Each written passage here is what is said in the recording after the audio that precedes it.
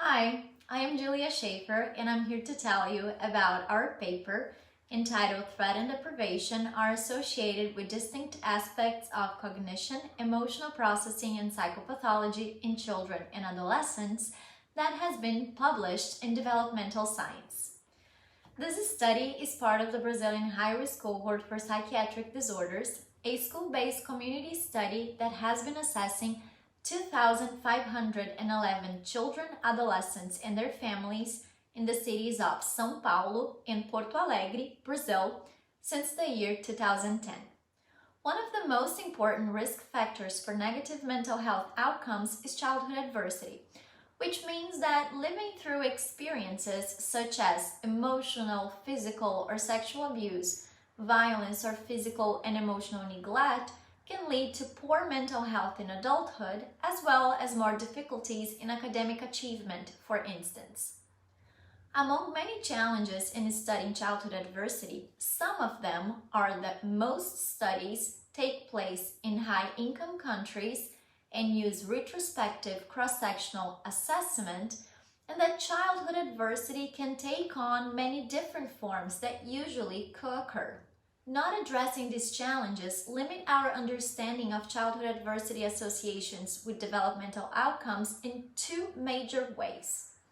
It fails to accurately address if outcomes are actually related to specific adverse events being measured or to other concurrent adverse experiences that are not being accounted for.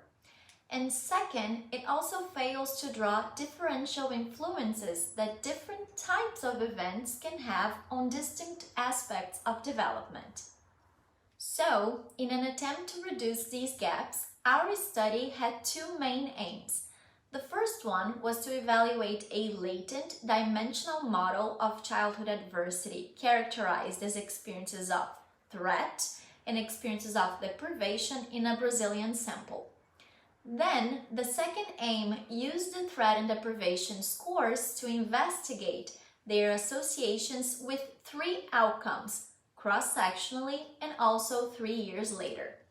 The outcomes were psychopathology in the form of the P factor measured using the child behavior checklist, executive functions reflecting a second-order factor structure informed by working memory, inhibitory control, and temporal processing tasks, and attention bias towards angry faces measured with the dot probe task. Through confirmatory factor analysis, our results suggest that we could draw reliable threat scores from indicators of emotional, physical, and sexual abuse, domestic and community violence and bullying, and also reliable deprivation scores from indicators of material forms of deprivation, such as material neglect, socioeconomic status, mother's educational level, and father's presence or absence.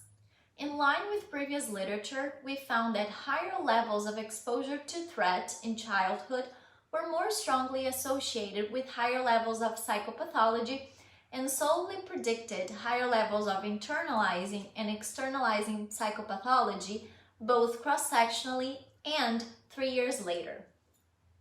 Also, threat was the only adversity measure slightly associated with attention bias toward angry faces, while only higher levels of deprivation were associated with worse performance in executive function tasks 3 years later.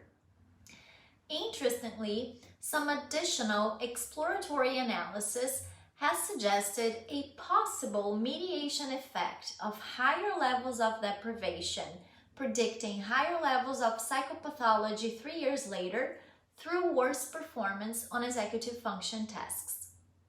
Our results come to support previous knowledge in demonstrating that experiences of threat and deprivation can be differentially associated with distinct developmental outcomes in children and adolescents.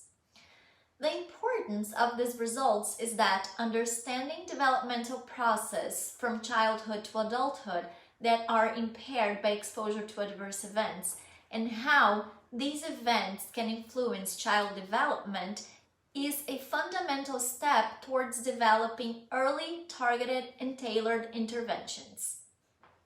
So, I invite you to reading the paper and reaching further if you have any questions or considerations. Enjoy your reading!